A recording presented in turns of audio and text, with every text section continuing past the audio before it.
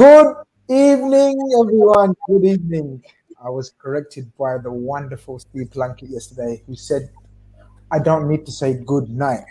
So remember, you say good morning, good afternoon, good evening, and then good night for some reason. He says that's not the correct terminology. It never felt right, to be honest with you. Whenever I say good night at the start, it never felt right.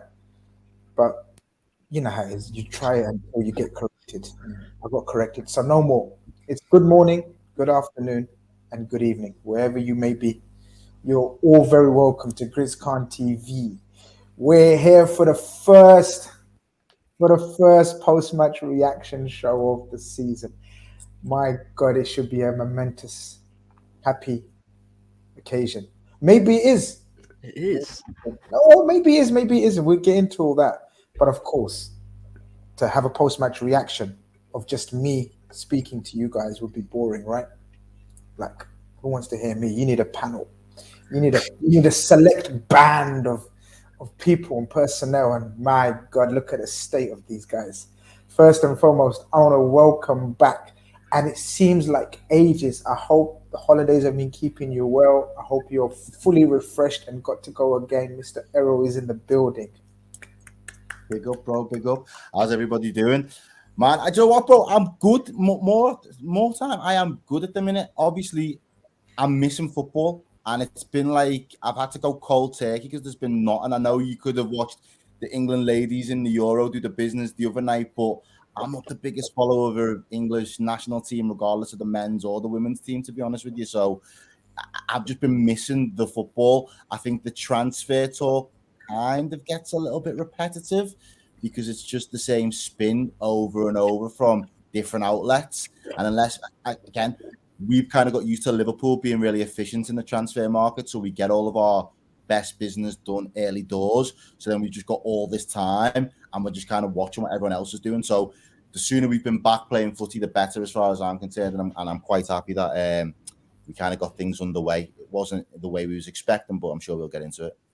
Yeah, man. I couldn't give a shit about. We're going to get into the result, but just the fact that football's back, just to see these guys on tour, the team camaraderie, the players mingling, having fun. Fabio Carvalho getting into an ice bath with Virgil van Dijk, who's twice his size. Lad. Yeah, brilliant. I love all this shit, man. Obviously, we're going to get into the technicalities of today's game and everything, but just generally, good to be back, Evan. This is like we've kept going well in the summer. I'm not going to lie, we've done well to keep going in the summer, but now we're kind of not back yet because it's pre-season, but it's good to be on the crest of just, but to be back, right? Absolutely. It's we're in the preliminary stages, pre-season. I've always maintained that pre-season is the most consistently enjoyable phase as a football fan because it's so low stakes, low intensity. It is just there's no extreme high and extreme low that we're accustomed to as fans of the game. It's just one long, mellow 90-minute, period. And it's nice not to have to watch a game with your butt cheeks clenched as we all usually do. So I'm a thorough preseason advocate, just like I'm a domestic cup advocate. You guys. You know what? I didn't want to share this picture right now, but because you mentioned normally we watch the game with our butt cheeks clenched, I thought it was a perfect segue into, because AM, I don't know if it's AM or PM, where you are, I don't know if that's your name, I don't know what you're saying, what you're trying to say, but you're shouting at me, because normally when you're writing in capital letters, it's like a sign of someone shouting. It usually signifies someone shouting loud or aggressively, I think.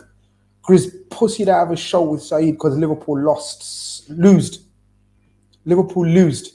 Salty fan. Saeed's my brother. I don't need to show you my WhatsApps. He knew from yesterday I couldn't make it. The reason why I couldn't make it is because I was having fun today, man. Look how I was watching the game. That's how I was watching the game. I was in a lake having a boat ride. And that was when, I must admit, that was my reaction when the fourth goal went in. But still, your face looks like, is that really 4-0? Is that 4-0 really? But that's how I was, and so therefore, I gotta hold on, Grizz. I gotta ask the chat. Chat, should Grizz work on the size of his calves first, or the overall paleness level of them first? Vote right now in the chat. Let's get a vote going. Leg day. He's been no. So I'm gonna accept the trolling and the slander about the size of them, because obviously I've been a bit of a losing weight regime, and obviously I've lost weight from everywhere, including my legs. So I accept that. But you know the paleness, or how would you describe it? I'll let you guys describe it. But you know, lack of melanin.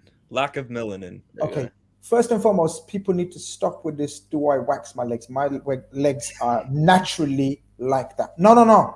I'm serious. Come back, Evan. Come back. His legs are coming in like Gaddy's legs. No. Okay, no problem. I have to accept it. I put it up there, so I have to accept the slander, right? But I'm telling you for a fact, and you guys are my brothers. Even though there's nearly 250 of you like watching and listening, I'm telling you guys in private here, right? I don't wax my legs. That's natural, all natural, right? But I do need to start working on them again, Evan. I accept your trolling. I accept your cussing. I'm sorry. I do have to take that on the chin. Ohms, that's what the youngster would say. I need to hold that. Yeah, you need to hold that. Yeah, hashtag hold that. But I would like to run a second poll in the chat. Is Grizz lying about waxing his legs? Let us know right now. Yes or no. It sounded very insecure coming from you, Grizz. So. No. It's not insecure. I just need to put it out there. I swear, no waxing. Natural. There's nothing wrong with it. It makes you more aerodynamic when you swim. Do you know that swimmers shave their legs? They wax their legs. But listen, body hair weighs you down, man.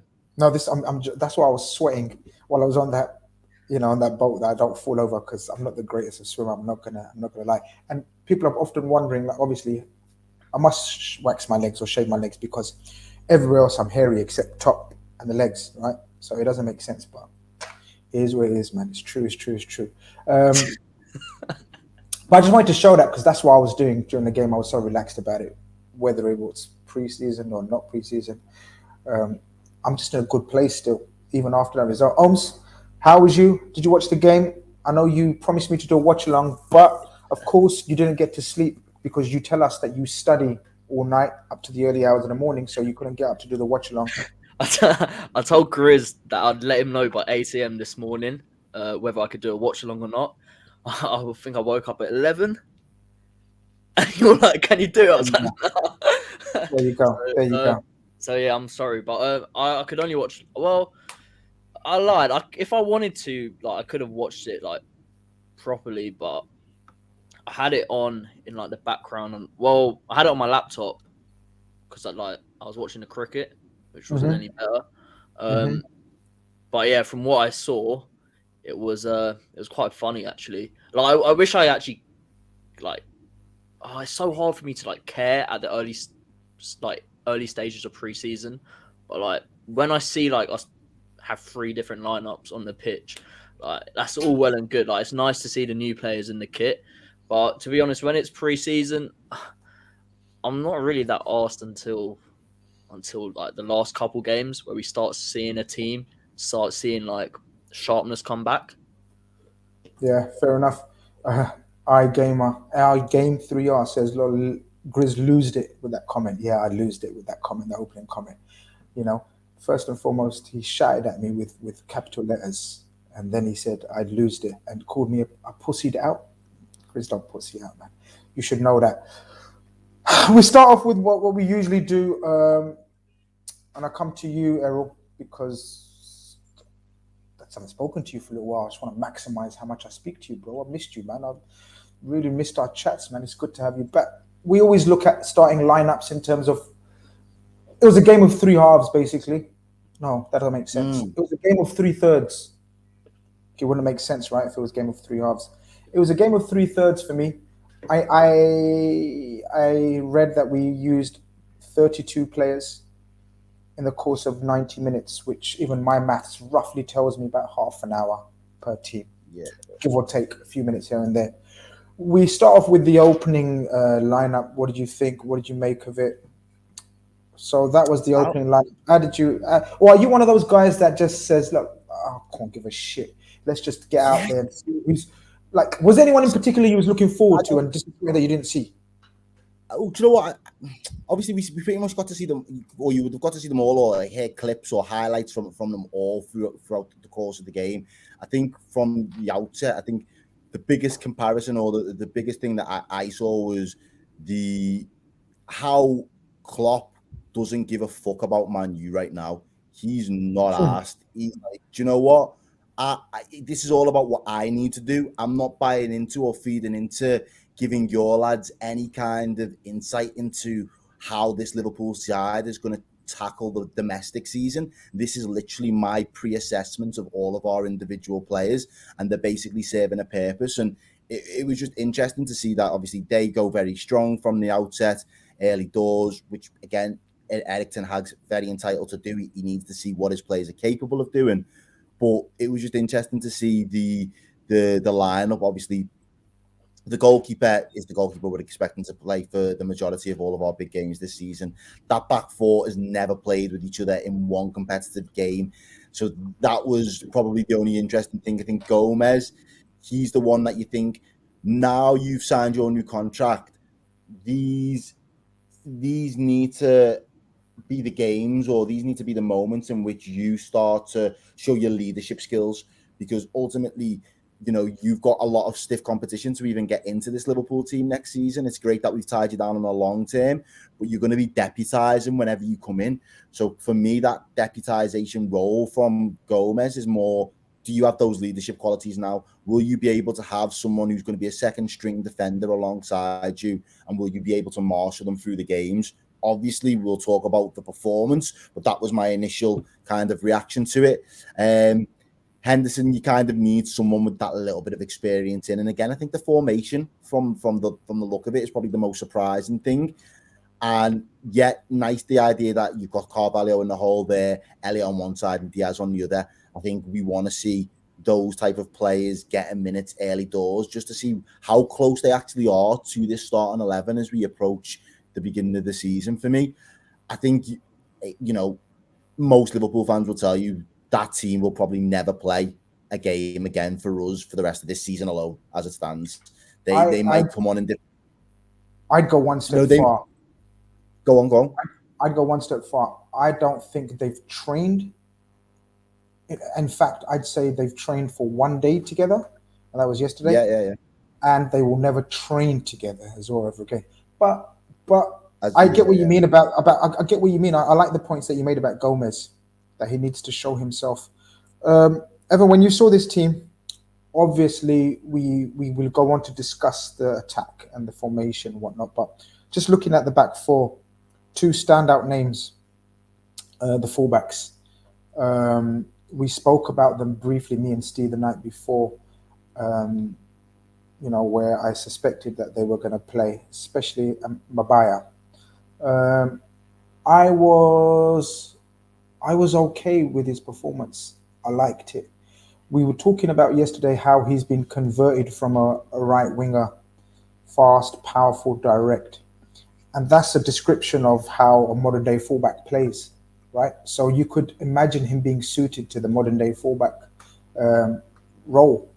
What was your thoughts when you saw them? Do you know anything about them since? Have you read up on them, or are you okay with them having a little bit of a preseason and we'll probably never see them again? Or will we see them ever again?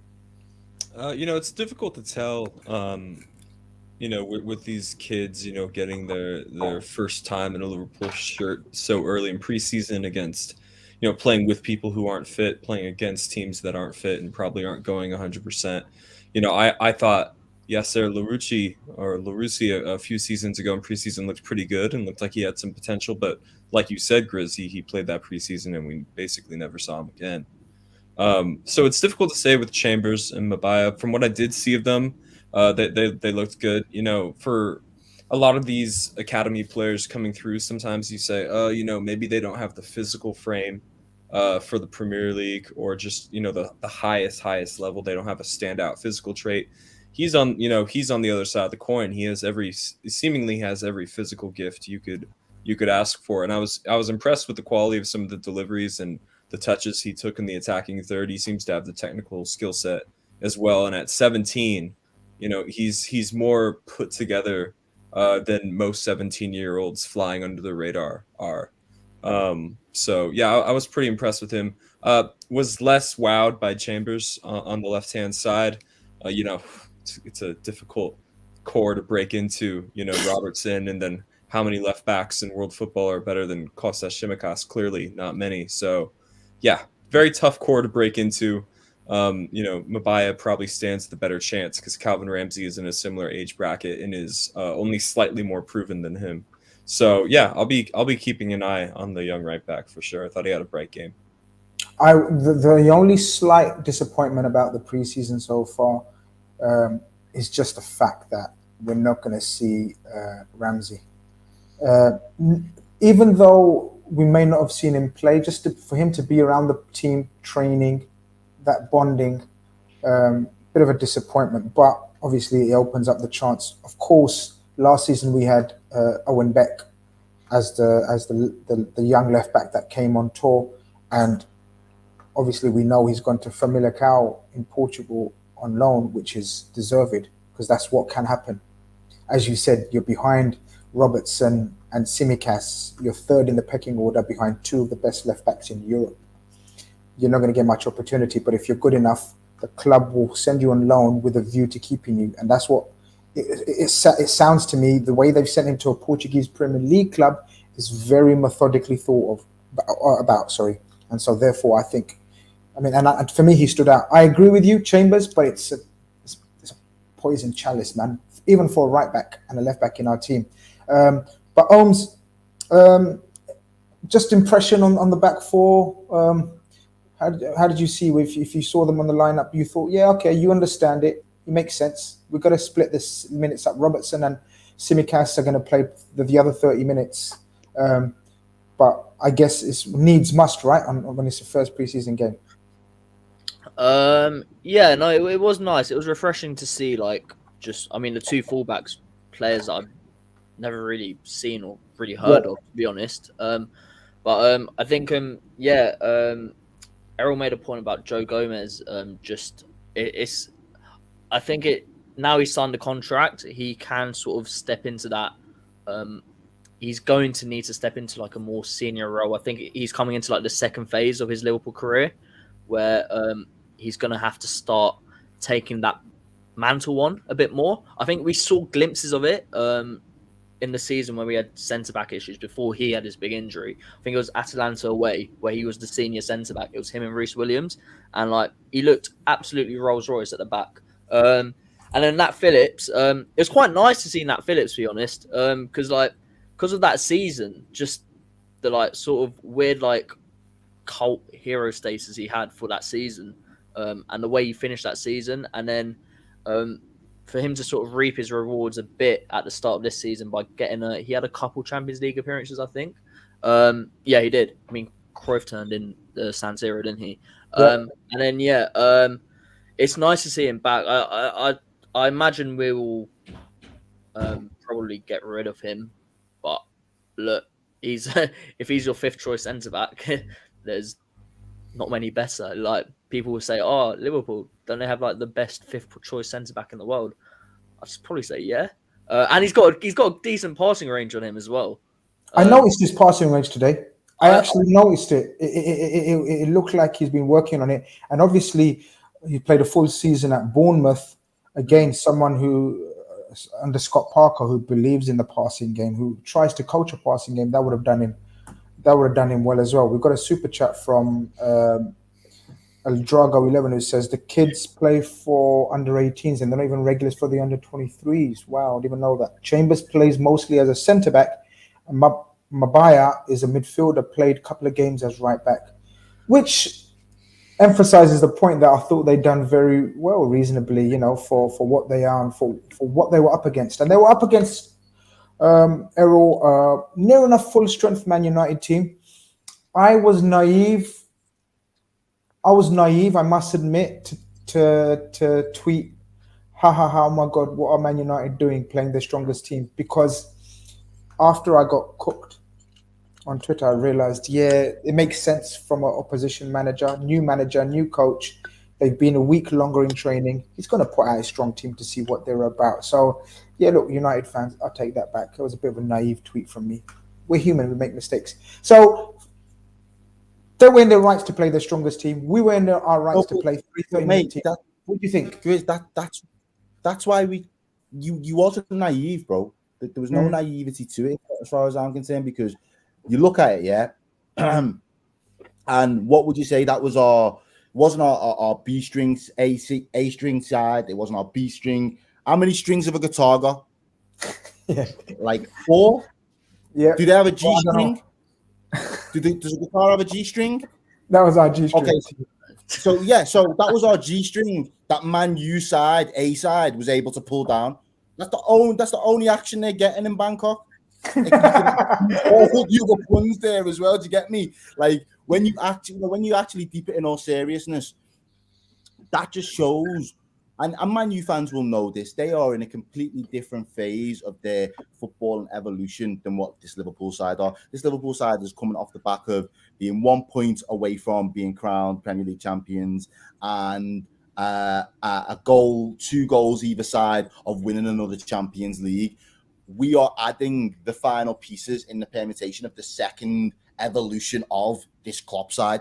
Klopp is now building Liverpool 2.0. We've lost one of the big pieces in that jigsaw that was integral to Klopp Liverpool 0.1 in Mane. So Klopp obviously wants to make sure that he has the chance to bed in all of his players over this period now. But he knows what he's doing. He knows who's going to play the majority of the games. He knows what games need to be managed in terms of minutes, physicality, fitness, getting match fitness as well. Who needs to be getting games in now early before the big campaign starts. So if you do need to call on them, they've got the fitness underneath their belt to play.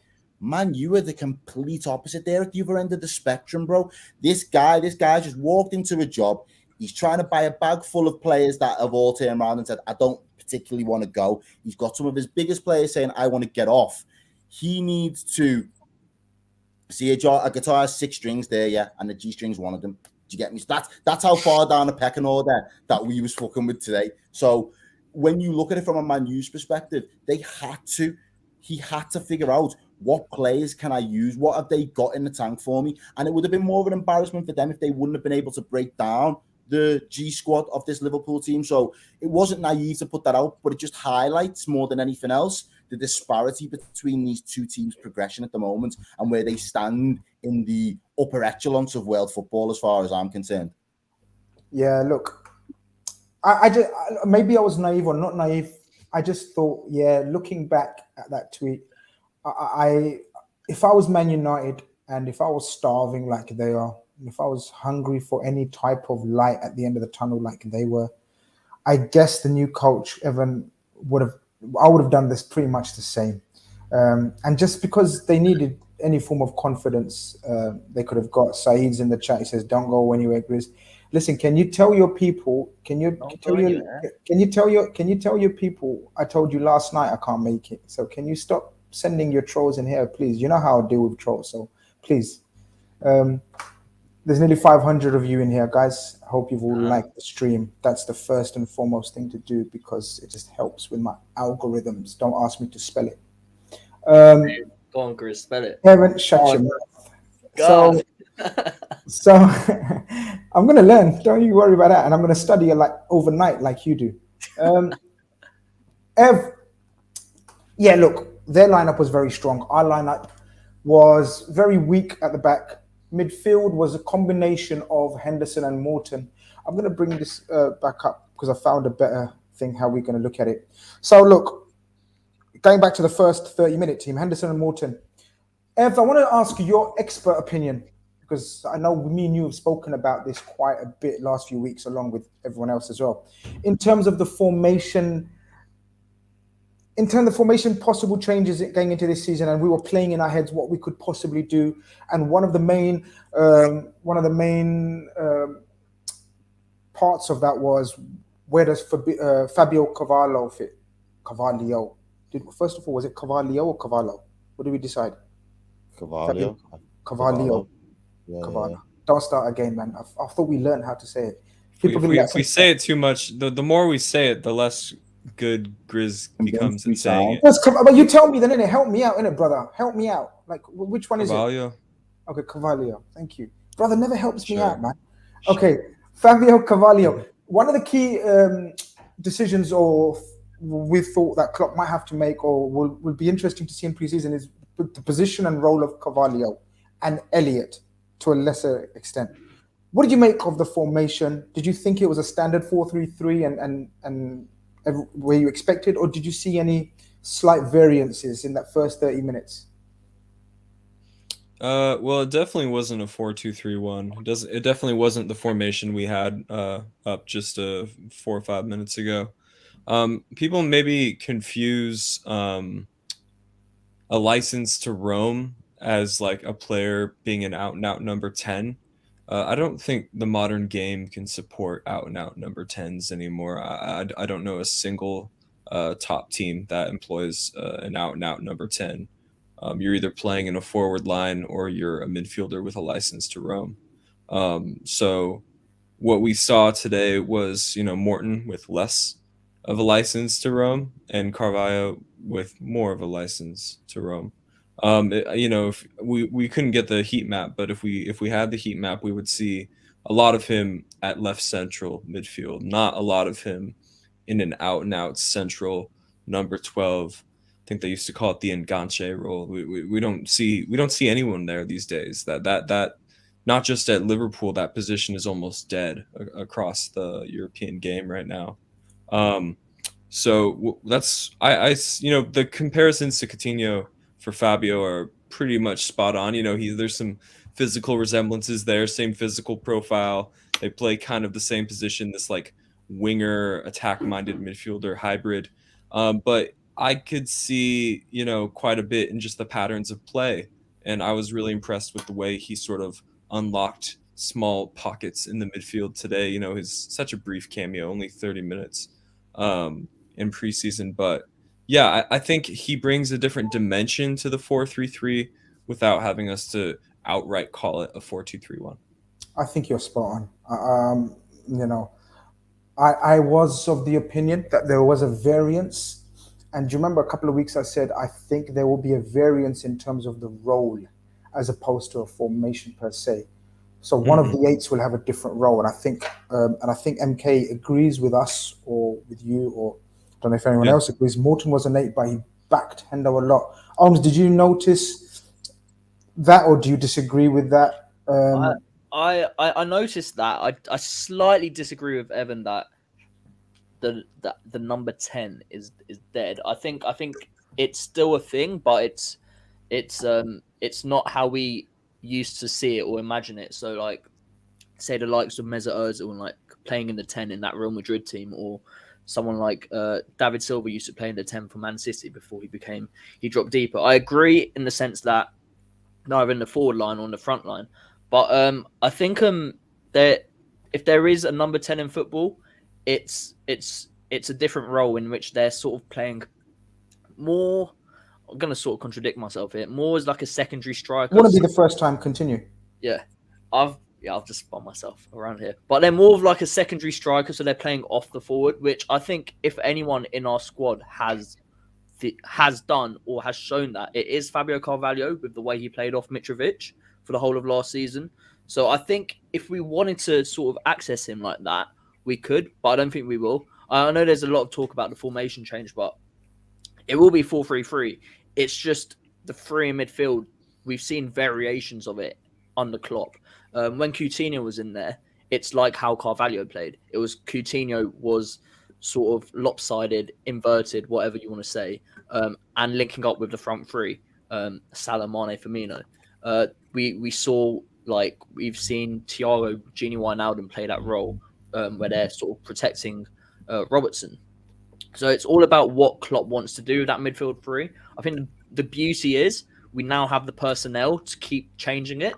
I think if there was one criticism of us last year, it's when we did have our midfield three of Fabinho, Thiago, Henderson, it's sort of teams could sort of already predict what we were going to do. Thiago was going to come closer to Fabinho. Henderson was going to sort of try and link with Trent and Salah. and push out wide a bit more. And teams knew where we were going to be threats from. So I think with numerous personnel and the fact we have 5 subs from next season, I think it keep opposition teams on their toes a bit more, instead of just sort of going into a game and knowing what we're going to do. Yeah, I think Errol, I really enjoyed that first 30 minutes. I know we were a couple of goals down, maybe, and there's no point going through the goals because they were just sloppy errors from Reece Williams, one, Nat Phillips, another header he didn't get through to, and can anyone remind me of the other individual error? He made the first mistake, didn't he? Mabaya, yeah. So individual errors that from players that probably won't be there at the start of the season. No point sort of calling them out or highlighting their errors in terms of how they can improve going into the season because they're not going to go into our season. If you get what I mean. 3 players that most certainly will be going into our season, and 3 players that, even though they sparkled, Errol, even though they got me off my feet, and I really enjoyed watching them, they didn't score. Errol, I have a gripe with our forwards, stroke attackers. I need to see more ruthlessness this season because I thought Diaz, Bobby, and Elliott individually, I really enjoyed them. Like Diaz was Diaz again, getting the ball, cutting in, smashing the post, making De Gea make saves, didn't score, didn't assist. Same with Bobby. I thought his link-up play was on point. When Bobby's link-up play is on point, he's a sight to behold. His intelligence, his movement. Elliott, for me, was man of the third. He was the best player on that park, including any of theirs. I thought he was wonderful. We didn't score. Anything to be concerned about, worried about, or relax? Stay calm.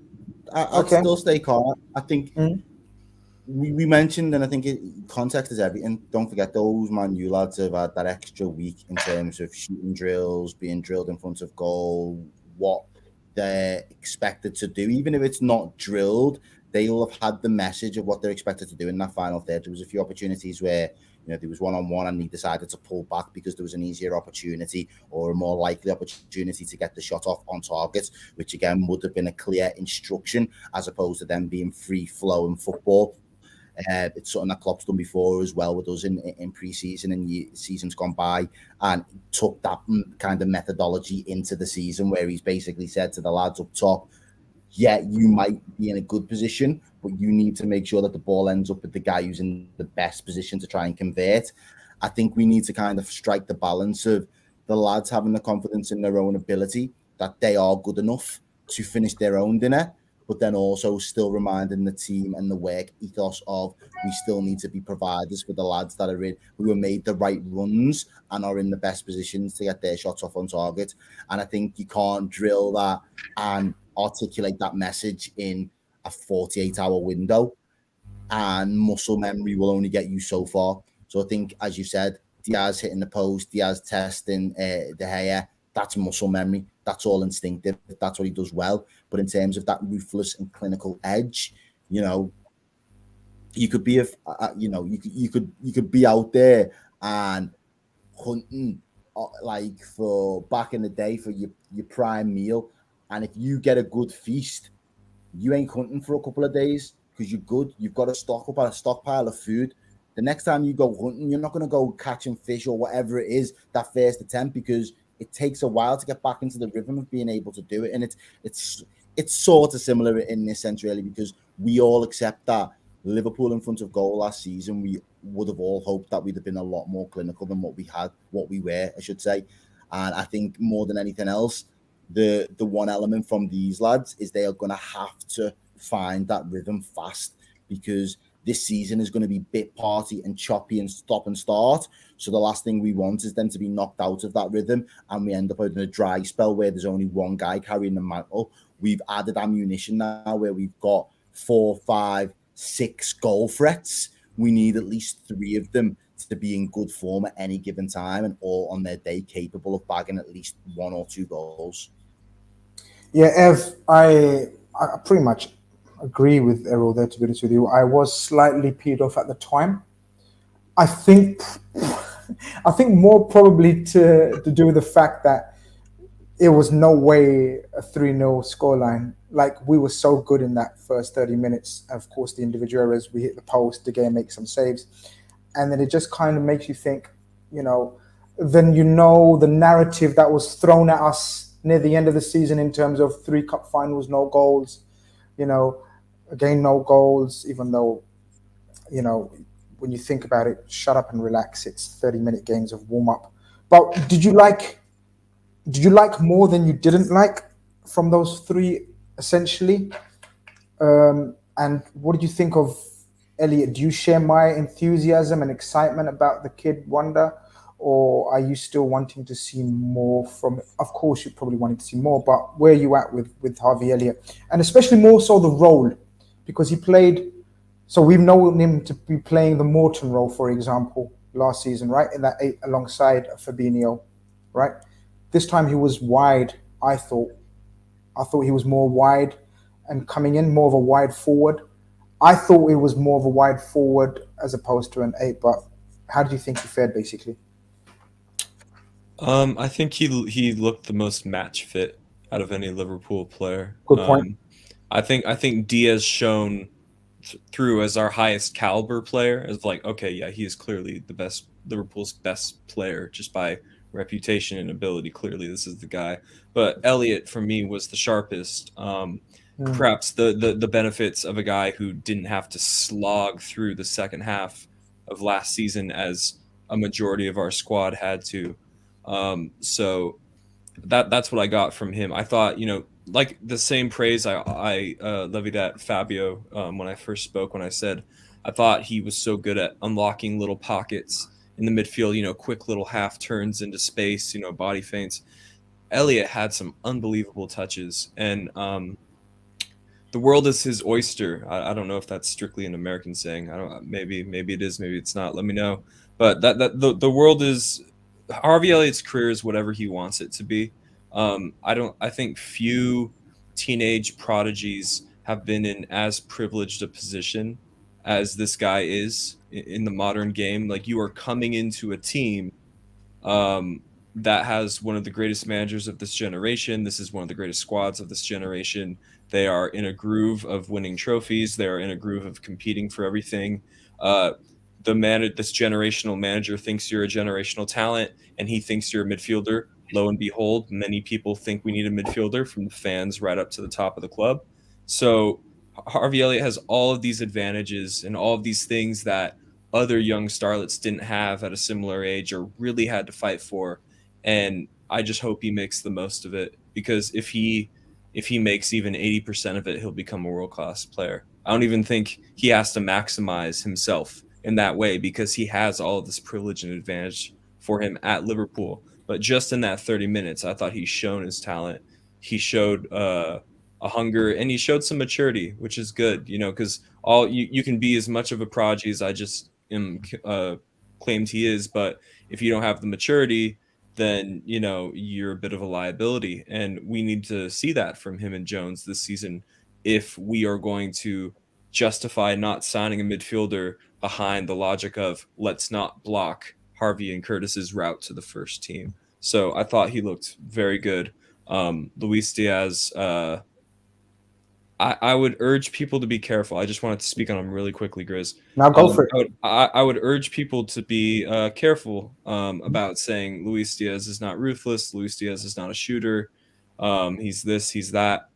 I am just old enough to have been on the internet when a guy named Luis Suarez arrived at Liverpool, and people said the exact same things about Luis Suarez's first year and a half at Liverpool. It was he's mesmeric to watch. He draws defenders in this way. He beats defenders doing this. He has the flicks and tricks and the creativity, and he brings his teammates into the game.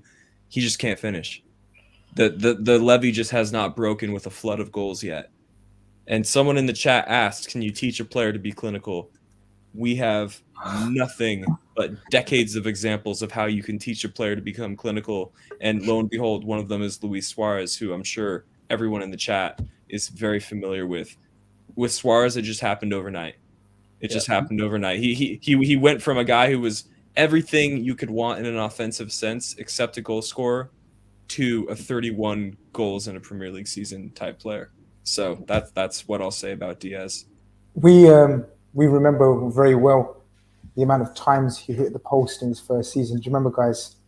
It was one of the most frustrating things to see. Everything he would do would just be brilliant, immaculate, sensational, and then he hit the post. Remember that volley against Arsenal? Yeah. I know we're just going down the nostalgia trip, but that volley, I still can't believe that didn't go in. Yeah. Every time I watch it, it's like a cursed image, Errol. Every time you watch it, you expect it to go in. You're like, you're like, this is going in. You expect Torres to put in a rebound as well. Yeah. It's okay, Kolo. He'll make a brilliant goal. If he puts that in, it's still like one of the goals of the decade or whatever. But I think it's technically an assist, Errol. I think it's technically an assist. Yeah. So, yeah. Come on, Kolo. Robbed him. Yeah, Anfield Road reminds us, if you remember, John Aldridge wrote an article saying Suarez is an unnatural goal scorer. This just after 4 months at the club. We're hearing slight similar murmurings about Luis Diaz, who, of course, isn't as an efficient or known as a goal scorer per se as Luis Suarez was, but like Tallest suggests to us, Evan, but he scored 40 goals in the league. Do you want me to pull up Luis Diaz's stats in the Portuguese league? They are more impressive than Suarez's were, and anyone who watches the Portuguese league will tell you that although Liverpool have rated the Portuguese league for their two best players in the last 6 months, the best player in the Portuguese league last season was not Darwin Nunez. It was Luis Diaz, and he left halfway through it. So, yeah, well, there you go. I was gonna back Evan, as I like backing my boys, but Evan ain't having shit. Evan backed himself. I alley-ooped it to myself, as we say in basketball. Exactly. But yeah, I thought Elliott was a shining light. Just very quickly on Morton, Omar. A bit of a mixed batch from the chat so far about Tyler Morton. It shouldn't be me who's giving an opinion on Tyler Morton. A, because I'm the host of today's show and I'm wanting your opinion. And B, I'm a bit of a fan of his. So maybe my opinion's skewed. I thought he was decent again. Every time I see Tyler Morton, he impresses me, just me. Maybe I don't know this game, but to me, he looks like an old head on young shoulders, and he impresses me with his decision-making and the responsibility he takes on the pitch for a young man in our team alongside Henderson, he's not the England skipper, but you know what I mean, his skipper, etc., etc. The de facto England skipper. Yeah, he impresses me more and more. Of course, it's got a long way to go, but I like Tyler Morton. But a lot of people are suggesting, Grizz, he was very average. You know, he wasn't nothing special. He was just okay, or even that. So, Omar, just give your opinion. I think if you're judging the guy off 30 minutes versus United in like the first pre-season game of the season, then that's on you, because like you could say, like I've seen people drawing out Nunez, which is equally as awful. Like it's pre-season, like people have bad pre-seasons. I can't remember the last time Salah has scored in pre-season. Do you know what I mean? So like he's only a kid, and what I'd like to go off when I see him is how does he do when he plays a game that matters. And I think his first start was Spurs away, and like he struggled, but equally, like you're going into White Hart Lane or whatever they call their stadium now. Conte's first game. His first home game. Alongside Milner, Naby, and who was at the back? No Virgil at the back. It was Khanage and Matip, I think. But and he was played, and more importantly, I think, which is relevant to how he played today and what Klopp said about him this week, is he's been training as an 8. Yeah. So Klopp's admitted he's not a number 6. Yeah. And he was thrust into a 6. And guess who he was trying to stop that day? Son and Kane, who dropped in those holes and absolutely capitalized on his naivety, inexperience. They worked him. So I think I think even on that game, like he had like a rejuvenated Dele Alli, who like Spurs. First of all, they won. They're one of the only teams that style up against us so well. But he's 19. And he did well last season. Like there were more positives about him than negatives. And Klopp said he's impressed. That he could push for a first team place. Time will tell. But he's 19. Like I want to go back to the era where Stevie G was 19 and he was playing right back against Spurs. And Stevie G wrote about this in his autobiography. David Ginola ripped him a new one. Like, if social media was around nowadays, and we saw that game in them days, and we saw that game, people be writing off Stevie G like he's useless. So like you have to understand this kid's 19, and I think it's only going to help. I don't know what's going to happen to him. I feel like a loan move would help. I think it will be really. If we don't get rid of anyone, he's probably 8th choice in midfield, unless he turns up and does what Trent does what Harvey Elliott does, and just says, you know what, I'm going to actually run these matches for you. I think a loan, maybe to the Championship. I think Championship's most likely destination. Maybe abroad, who knows? But there's more positives than negatives about him. I just wanted to also touch on the previous point about Suarez and Diaz. I think that's such a good point by Evan. I think about the comment that I saw, which was about you can't teach players being clinical. I think at the start of 12-13, probably the best thing Brendan Rodgers did in that first season was get Suarez on the pitch and just make him drill after drill, shooting drill after shooting drill. Literally, there was an article about, or I think it was a press conference or something about Brendan Rodgers saying, "Oh, we need to make Luis Suarez clinical." And that season, he hit 23 goals or whatever in the league and bit Branislav Ivanovic. So, I think there like Luis Diaz, he's so raw and like, it'll come. There'll be a phase where he just starts banging him in and everyone's like, "Oh, look who's arrived." And it's not like he's done nothing. Like he come in through halfway through the season and made that left wing spot his own. He basically said to Mane, "You're not better than me here. Go centrally. I'm gonna carry this team in certain games." That's what he did. I really enjoyed that 30 minutes, even though we were 3-0 down, Errol. We then switch it up at 30 minutes, and from 31st minute to the 60th minute, this is the lineup. Expectedly so, this was the least inspiring for me phase of the game. So Frandorf, who's a right winger, came on at right back. Matip and Reece Williams, probably our slowest centre-back pairing, came on. Tsimikas, and then how do you say this name, guys? Like, we're all family here. We help each other in these situations. Bajetic. Yeah, Stefan. I know his first name. I call him Steph. So Steph, Milner and Clarkson in midfield, and then Oxlade, Jones and Clark, Curtis Jones, and then Clark up front, young Bobby Clark.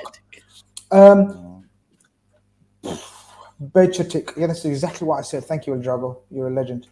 That was my least inspiring phase of play. And looking at that team, probably to be expected.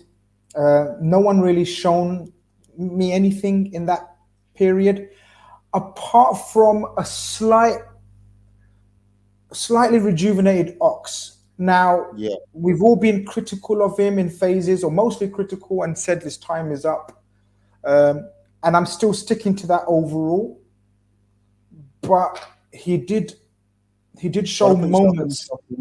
Yeah, you got to put yourself in the shop window, man. You've got to let your manager know that if I'm needed and if I'm called upon, I'm ready. My body's there. I'm ready. I'm physically ready, and I'm prepared to put the graft in to get the minutes on the pitch. But also, if your head's turned by the prospect of new pastures, then you've got to look the part. You've got to look like you can do 90 minutes. You've got to look like you can be a game changer, because at the end of the day, he is that attacking midfielder that the likes of a Southampton, a Aston Villa, a Wolves, of that level that they could Fulham, pay. wink, wink, nudge, nudge. Yeah, well, they pay upwards of 25 mil to have that level of experience and talent available to them on the condition that he is able to play consistently. So it's good that he was bright. It was good that he showed glimpses of his the better parts of his game for the time that he was on the pitch. I'm the same as you. You can't really get excited about that team. I think the strategy was clear from the outset, no matter what the scoreline was going to be. Yeah, there was going to be 3 teams playing today. He was all going to have half an hour. That middle team, what it enabled them to do was just take the sting and the rhythm out of the game from a Man U's perspective, so it didn't become a cricket score. That was probably the only thing. At that point, was we able to make it competitive? Would we have liked to have seen it get a little bit more competitive? Yeah, but I think from that side, you're asking for a lot. Again, very disjointed, but I'm not expecting that. To me, when you see that lineup or those 3 lineups there, it's like Klopp is trying to hyper accelerate the progress of all of his players within this particular window of time that he's got right now. It's about how can I get as many lads on and around the pitch and see where they're all at as soon as possible, and how can I fill out the squads with players to just complement what's needed for any given scenario, as opposed to this team is going to set up to play the opening game of the season. And I'm okay with that, to be honest with you, Grizz. I'm not. Again, you look at it on paper and you say, that team there should have probably been the team to get beat 3-0 in 30 minutes, but they didn't. So it shows that there's a little bit of character within those lads, and they was able to come in and take the sting out of the game. Were some of the performances okay? Yes. Was any of the performances better than okay? Probably not. But are we fine with that? Again, yeah, I am. I'm not going to lose sleep over that section of the game or the game in general, to be honest with you, mate. Yeah, that's fine, Evan. I just was hoping to see a bit more from. I'm gonna call him out again. What's happened? What have you seen? What are you laughing at? No, nothing. Are you having like your own conversations in your own head again?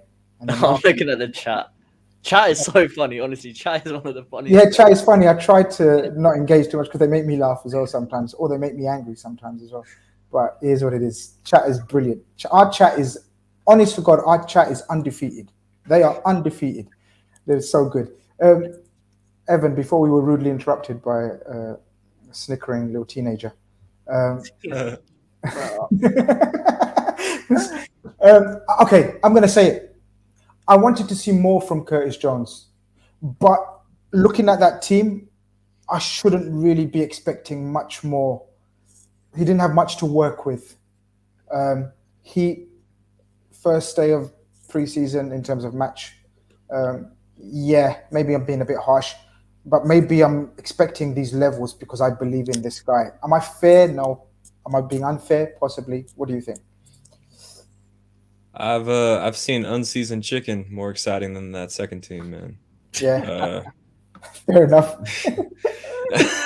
It was bad. I don't know. It was bad. I just didn't notice it. You've seen my legs, brother. You've seen my legs. Yeah, I know. That second, yeah, it just reminded me of Grizz's legs, which you can't stare at for too long because of the reflection from the sun. And, unseasoned legs. Come on. Yeah, those unseasoned chicken wings. Yeah, that second team was pretty whack. I can't lie. It was. I just didn't notice anybody. Nobody stood out. I saw Curtis Jones trying to take control. As the exciting offensive presence in an otherwise very dull team. But it just wasn't happening. It just wasn't happening for him. Maybe because he was trying to pass to some guy named Bobby Clark, who for all I know is a paid actor. No offense to Bobby Clark. No, it's cool. It's cool. Listen, Curtis Jones. I'm a big Curtis Jones advocate, big Curtis Jones defender.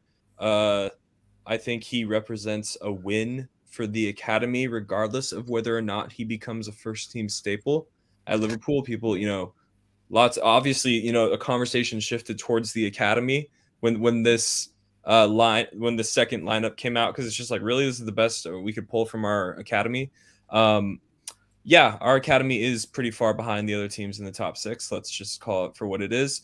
But in between producing Trents and Gerards, we need to be producing more, perhaps you would say, mid-level talent like Curtis Jones, a player who, if he doesn't make it into Liverpool's best team literally ever, he can be flipped for 20-ish, 30-ish million to a Premier League team that would probably be willing to pay it.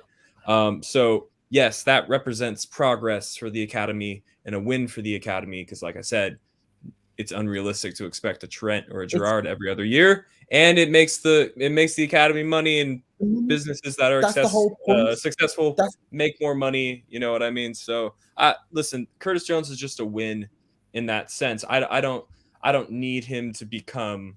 I don't need him to push people out of the starting 11 for me to think of him as progress for the club in a sense. I hope everyone knows what I'm trying to say when I say that.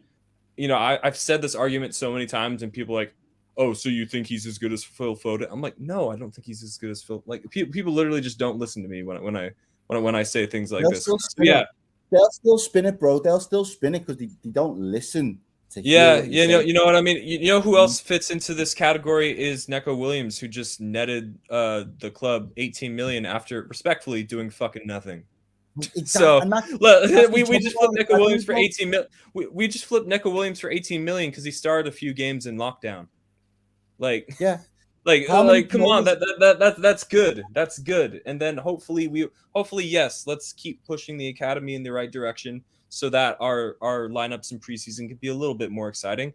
But Curtis Jones, you know, the things you can't teach a footballer to do, he can do. And the things you can teach a footballer to do, we can teach him to do. You know, so he's only 21 years old. That is my Curtis Jones rant. Done. I'm passing the mic. Errol, you wanted to say something? I completely agree. And the logic's right when Evan says about our academy, because you are trying to break into one of the top, let's not be hyperbolic, one of the top 3 teams in the world. We're Liverpool fans. We know we're the best. But for everybody else there that wants to be slightly neutral, we're one of the top 3 teams in world football right now. To break into that as a teenager, you have to be generational. You have to be, and they're rare as rock and horse shit. So most good teams only really have one of them at any given time in a generation. And if we end up with a crop of, I know we bought Harvey Elliott at 16 or at 15 and 10 and 16, but he's had to come through our system and he's been integrated into the first team and been fast tracked. You can push him aside, but we have had the likes of Trent coming through in recent years. But what we have been able to do, and this is where the academy makes the money and the business model, the young players from 16 to 21 to 22 that haven't broke into one of the best 3 teams in the world have been sold or loaned out and then sold after a period of various different loans for upwards of 10 to 15 to 20 million pound a pop. Now, Evan just mentioned Neco Williams. Jordan Ive eventually went. There have been others. Wilson went eventually. Was that for about 15, 17 million? Brewster eventually went. There have been crops of these players that we could have doubled down on and said, we've brought them through the academy. We love them. Klopp sees the potential in them. Let's not go and buy a Darwin Nunez. We've got Brewster there. Let's not go and buy a Luis Diaz. We've got Harry Wilson there that can do it on the wing. We could have doubled down and seen that ultimately, if you want to continue the high standards we've got, these lads weren't going to make that grade. But what they have had is tutelage from what Evan said before, one of the best generational managers of this current period of football. They have worked and played and been integrated into one of the best systems and academies in the country, in and around Europe. That is valuable.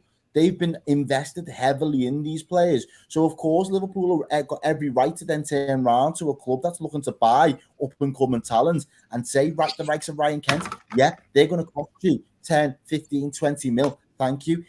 The amount of those we've done over the last couple of years enables us to go and buy a marquee signing for the level of player that we think is going to be ready for this first team. So we need to continue down this model, and Curtis Jones might be the marquee out of the academy in 12 to 18 months' time if he can't force his way into this team. But right now, he's still got time to make his impression. And right now, he's still got the trust of the manager to get the minutes on the pitch. So I think everything Evan said is 100% spot on.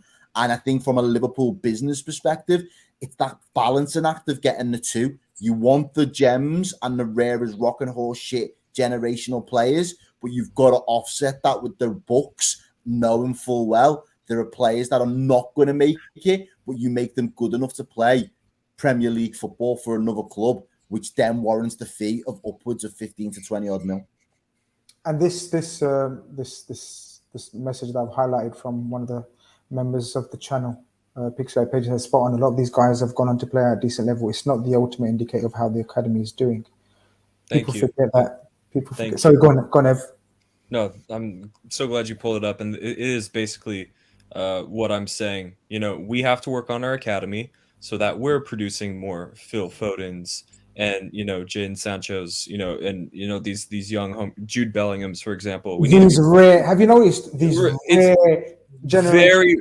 Very rare. People just want them off the like they're sweets. Yeah. We're making sweets here. Guys, there ain't no conveyor belt for this system. Yeah, like not even La Masia produces a Pedri or, you know, a Gavi every single season. So let's keep it in the realm of realism. Let's realize that our academy does need some work, but let's also caveat that by saying if we block the route to the first team for mid-level talent like Curtis Jones and maybe elite talent like Harvey Elliott, we are going to continue to lose transfer battles to teams like Dortmund and Leipzig for players like, you know, Karim Adeyemi, who went from Salzburg to Dortmund recently, you know, highly thought of teenager that Liverpool liked, because they can promise more game time. It sends the wrong message, not just to our academy, but to the Jude Bellinghams of the world. It's just like, really, I'm going to transfer over there and get 40 plus appearances when you can't even give Harvey Elliott and Curtis Jones that combined. Now, obviously, you know, Harvey was injured last season, but you guys get what I'm trying to say. At a certain point, you have to double down on one of them. Klopp ultimately decided not to double down on someone like Ryan Brewster. There's probably reasons for that. But you do have to double down on one or at least two of your teenagers to not just make a statement to them, but to make an internal and external statement. So. NDB says this is Jones's last season to try and break in. Otherwise, he goes to Villa for 35 minutes. Wow, a lot of definitives there. And we bring in Bellingham next summer. Even if that was the case, job done, right? That's a huge win for the academy. Job done, right? 35 million. I think Curtis Jones is risk-free right now. I think if we sold him this summer, we'd probably get 20 to 25 mil. Easy. And his value is not going to depreciate, but I think as No, you carry on. I'm doing what you're doing to everyone else. See how important it is. In the corner. No. I'm doing what you're doing to others. Yeah, see how annoying that is. See how annoying it is now. I'm just kidding. I'll mute myself there. Was that even funny? What? You know what? Leave it. Finish off what you're saying. Seriously. I'm being deadly serious now. As much as we're having a laugh, Curtis Jones, Harvey Elliott, and Fabio Carvalho, as much as they may be friends and like get on and whatever, at the end of the day, they're in competition with each other. And look, it's whoever steps up and like takes that position, like, because all three of them can't. I can't see a world in the next few years where all three of them coexist together, because they all have their own ambitions. So it's now survival of the fittest. I think you've got Harvey Elliott who knows that, who has that sort of grit, that sort of elite mental state. I feel where he was even doing this guy. Fair enough, he's not scored a Premier League goal. They asked him how many goals you want to score next season. He was like 15 to 20 in the league. I rate that. I think Curtis Jones. I think some criticism of him has been I really like him as a player, but I think we've seen elements of him being absolutely unreal. Like, I think back to the League Cup semi away at Arsenal, where he just took on the whole midfield, was ridiculous. Porto away, ridiculous. But then there are games where he frustrates. So I there's a comment there that said I think this is a sort of make or break season. I think it is a sort of he either has to step up his level. I think Evan said it earlier. There has to be a reason for why we didn't get an extra midfielder this summer, and that's to not block the path of these three youngsters. And you've got Fabio Carvalho coming in, and this guy he wants to make a statement as well. So you've got guys there who are obviously friends, but equally, like, one of them might go at the end of the season, and that's just the way it works. And I think with our academy, it's I think as much as I dislike them as a club, Chelsea just respawn like constant 20-25 million talents constantly. But you know, and it sort of helps their business model to. London. Where am I from? London. Yeah, I know where this is going to go. Go on, Errol. Yep, I know where this is going. Go on. True. That's the reality. You've got the melting pot of London and the opportunities to offer. Don't forget, when you're picking a young person into your academy, you can't just turn around and go to that young person and say, you come and move with us. Don't get, like, my brother's kid's just been signed for the City Academy. He's from Hoods. He's been in the City Academy for the last 4 or 5 years since he's been growing up as a teenager. Yeah. When he's not at home and his parents, he's with chaperones over in Manchester to be able to go and do it. Like, they don't uproot your family to be able to or basically live there in wherever you are. If you're in one of these regional clubs, if you're in London, it's so much easier to kind of handpick and cherry pick the best talent in those boroughs, because there are means to being able to get players to those academies that makes it more feasible. So I don't want to use it as the ultimate excuse, but it is a factor in why Liverpool have to wait into a certain age before they approach talent of a certain level that they can then offer the rest of those packages too. One of the comments before said, we brought in some of our best talents. We did, but what was the age that we brought them in at? We brought them in between the ages of 16 and 19 predominantly to do something with them, either integrate them into the first team squad or build them up before we actually sold them on. That was because he was actually old enough to then get a proper contract with us, as opposed to having a 12-year-old that's from London and having him be chaperoned, but then still try and go to London on the weekend to spend time with his family. We know as a club that's not a healthy dynamic for a kid, essentially, because that's what they are. So there is all of these balances that need to be... And I was just asking where you was from, because that segued me into it. It wasn't anything about being from London or Liverpool. It's just that is what people kind of take out of context when they say about Arsenal's academy, Crystal Palace's academy, Chelsea's academy. They have the access to cherry pick because they're in that melting pot. I think I always guessed, obviously from being outside the UK, my assumption was always that it was a socio-economic thing. You know, it had nothing. It had nothing to really to do with football. And then talking to multitudes of my UK friends in the last year, the best I ever heard it described is there's a much bigger difference between the cities of Liverpool and London than there is just between our youth facilities as teams. Like, you'd imagine, like, how just are the coaches at Cobham, Chelsea's academy, really that much better than ours? No, they just have an extremely dense concentration of talent to pick from in a bigger urban center. And so, yeah, it's all these like non-football related factors. And I will say, though, I'll go on record and say this. I think Chelsea have the best academy in world football currently. Just in terms of they are producing those mid-level talents that I'm talking about, those easy money makers that you could sell to Crystal Palace and sell to Brighton, you just sell down the food chain. And they're producing plenty of top talents. I possibly agree with you, but again, including me, we all need to read the reasons behind Roman Abramovich, why he invested in so much in that. Mm-hmm. That was his business. It's not a means to bring them in through their team, because we don't know of any. I know you just said that they've got the best academy, but how many have shown through? So we can't accuse Liverpool of not bringing any through, and then not use that argument for other teams and other clubs. So whereas Chelsea have got loads, and I agree with you, they have got a brilliant youth academy, and so have Man City.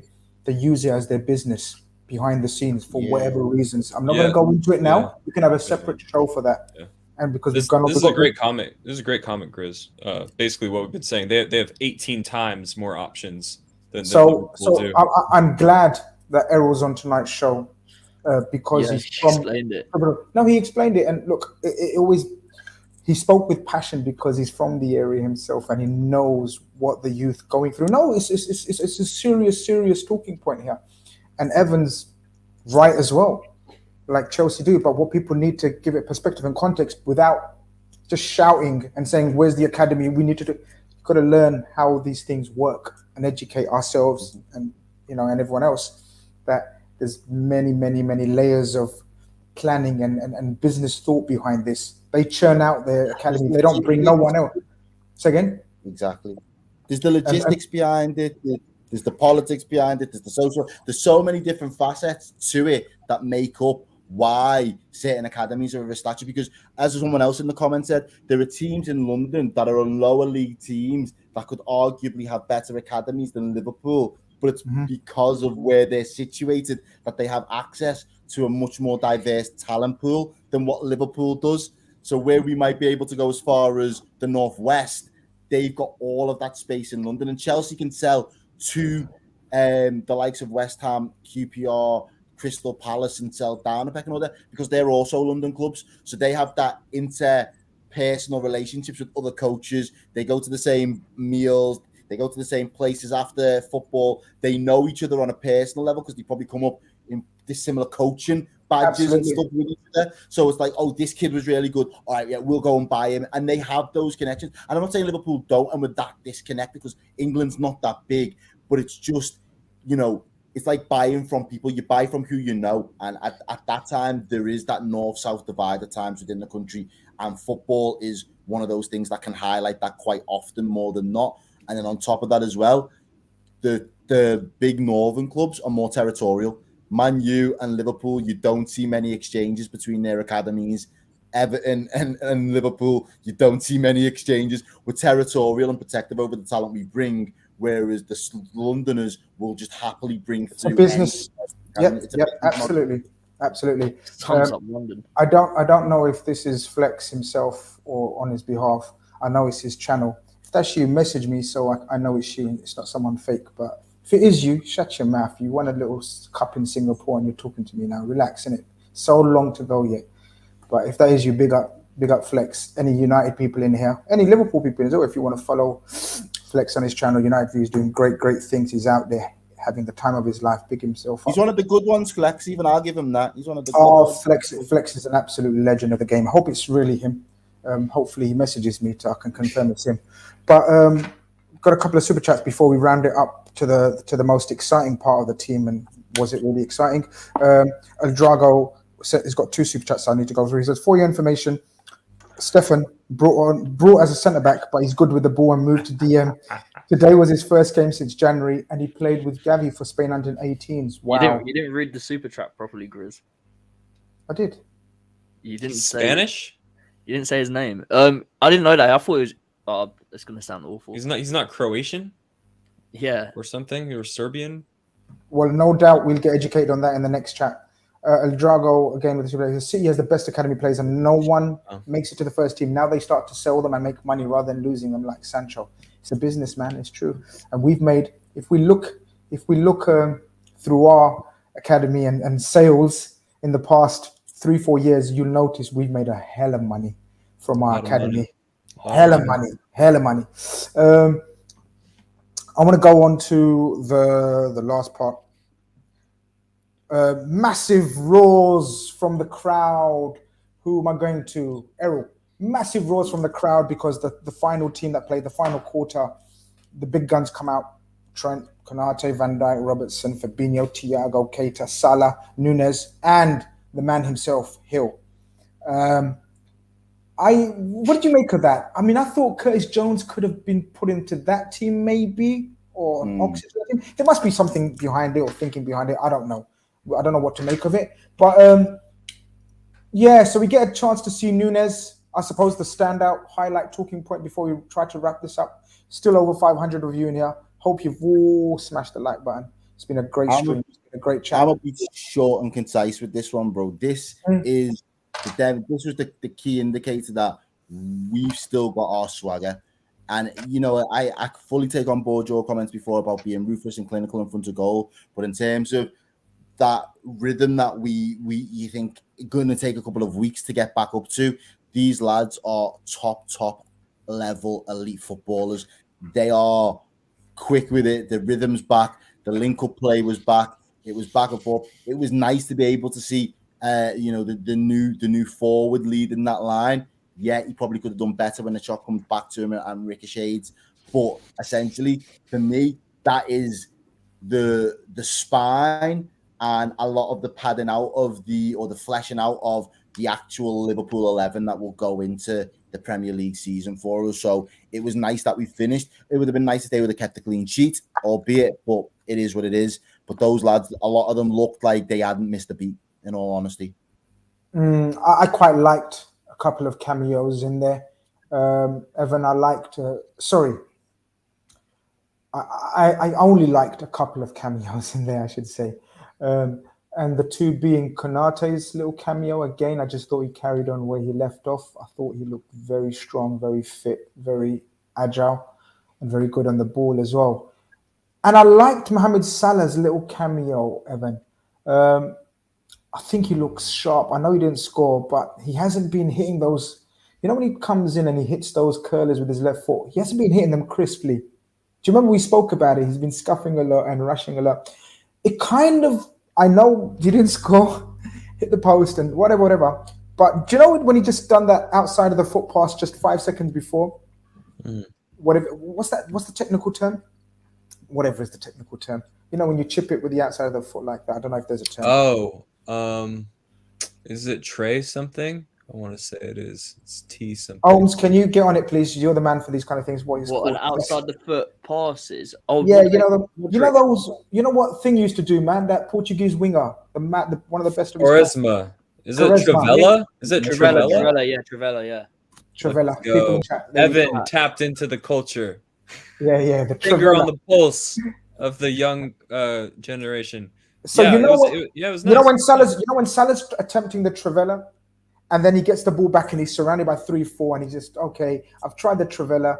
You know, I've got Nunez who's still finding his feet, loads of blisters, only one full training session, and then I've got Benny Hill, bless him, on the other side. I might as well go myself here.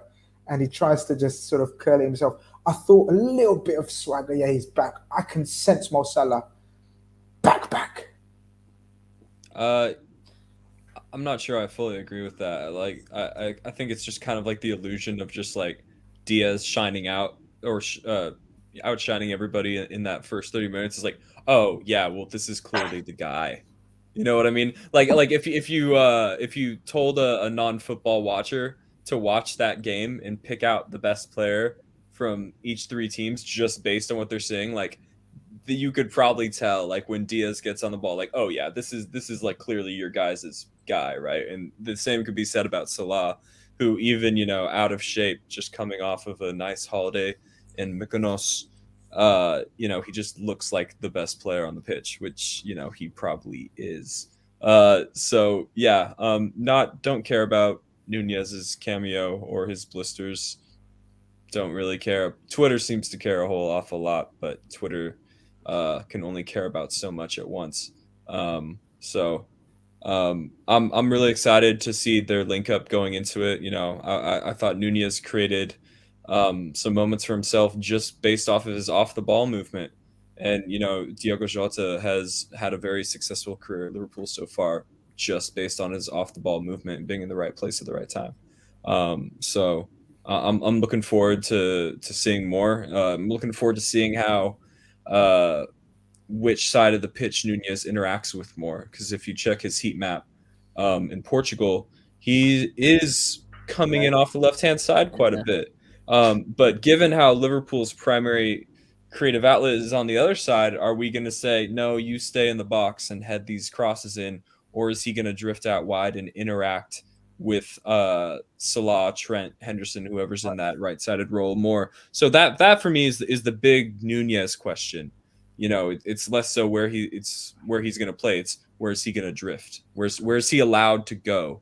What type of roaming license will he have under Klopp when we're trying to punch through a block? You're right. He actually got his shot off on target from the right, drifting off from the right hand side. There you go. Very rarely done that for Benfica. Very rarely. Yeah, very rarely. And it's mainly just build up. I expect him to shoot from everywhere, but in build up for Benfica, he's mainly off the left hand side, interacting with whoever plays left wing for Benfica. My lack of football knowledge being exposed. But yes, I do think we will miss Mane, Cyrus. Who wouldn't miss the magnetic presence that is Sadio Mane? But yeah, Trent, also looked a little sharper. Talent kind of just shines in these moments, in these glorified training sessions. You can, it's very easy. This is where the eye test shines. You're just like, oh yeah, that Harvey Elliott kid's pretty good. Oh yeah, Diaz is pretty good. So yeah, a nice preseason outing. I hope his blisters get better immediately. I have blisters on my hands from golfing. If anybody cares and wants to send any sympathy my way. Or if you'd rather just save it for Nunez, that's okay too, I guess. Save it for Nunez. Harry, whatever. Harry sends in a super chat and says, loving the show as always. Big up Grizz and the panel. The overreaction to the Nunez miss is laughable. Any comments on that, Omar? I think that it's so funny because there's already a fell comp of Nunez online, which is hilarious because I actually watched the comp and I was like, this is actually a pretty decent comp. Like, he's got the movement. I think Tom made a comment in the chat earlier about you could already see that the ideas were there, like Trent's diagonal all the way to Nunez. Like, it was this close to coming off, and like, so top players understand top players. That's just how it works. Like, Salah and Trent are world-class players and they work like a house on fire. I think if Nunez scores that, yeah, he scores that, but I think he sort of pulled out of it, to be honest, just because if he went through it, he's probably breaking his foot, like kicking like the foot of the Man United defender. So would you rather Nunez injured on his first day as a Liverpool player or him fit and firing for Fulham? It's pre-season.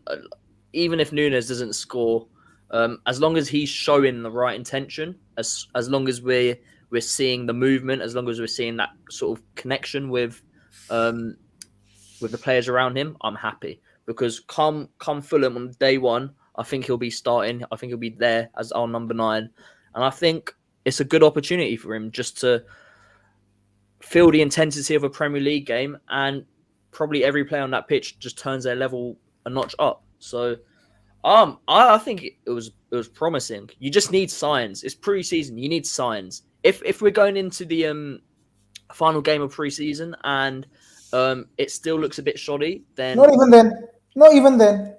Personally, it never happens though.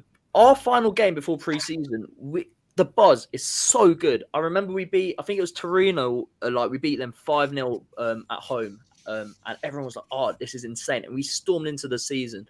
Last year, Bilbao, I think we drew that game, but still, like, the performance was there. I think the good thing is we start seasons well now. I can't remember the last season where we really struggled. It'd probably be, I think the last time we didn't win the first game of the season was 17-18. Brendan Rodgers.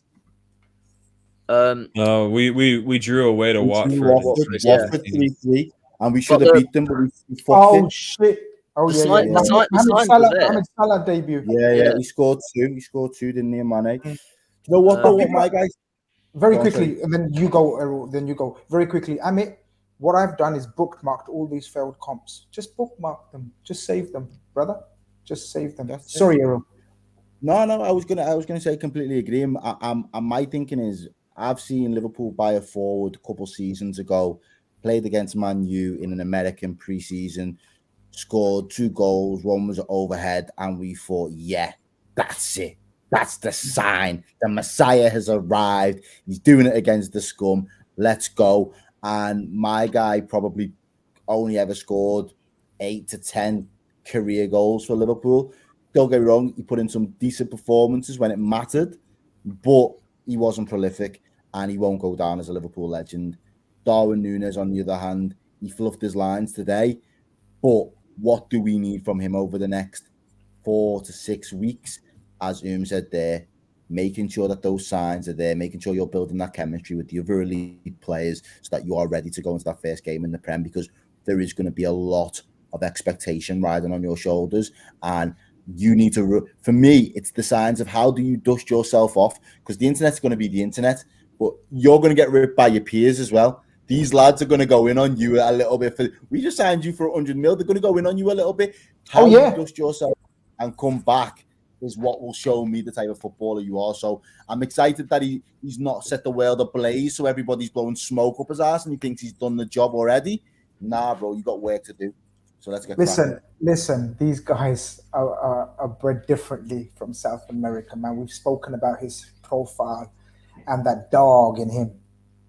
This guy's a street fighter. You think that's it? You think that's it? He's just a few compilations and a few people on social media have doubted him, and that's him. That's his Liverpool career after an awful start. Now, you guys, including me, because remember, Evan won't let me forget, Omar won't let me forget. This was the guy I said I wouldn't have paid this much money for. But my God, I know a fighter when I see him.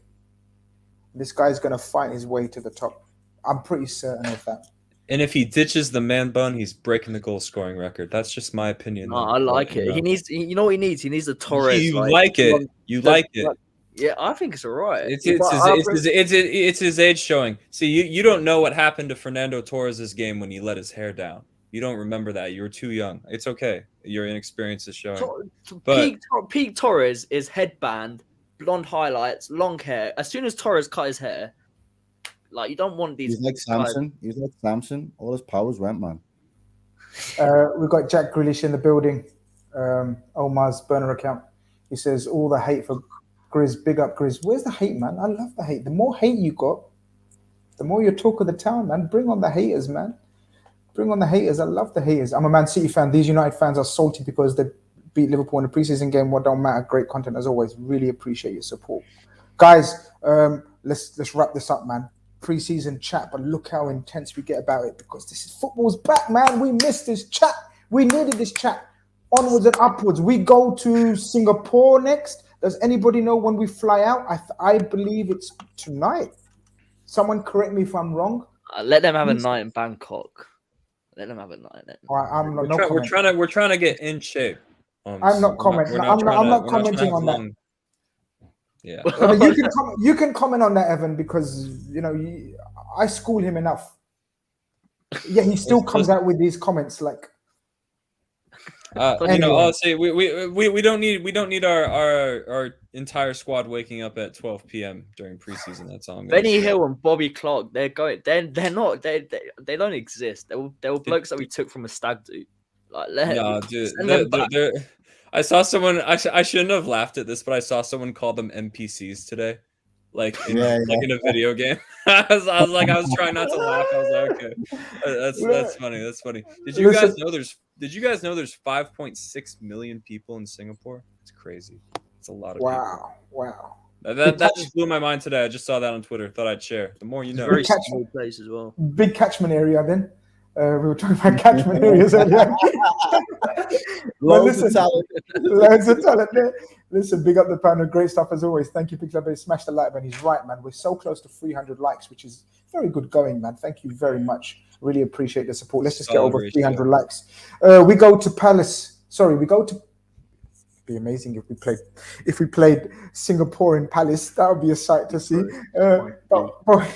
We played Palace in Singapore. Anything in particular you want to see, Errol? I want to see a goal. I want to see a goal. I want to see more of the link ups between Carvalho and Diaz. I want to see more of Harvey. I want to see the lads that are going to be on the fringes. That's for me. This is what preseason's about for me. Seeing those lads on the fringes, see what impact and where they potentially could fit in when they're going to be called upon. That's the biggest call really for me.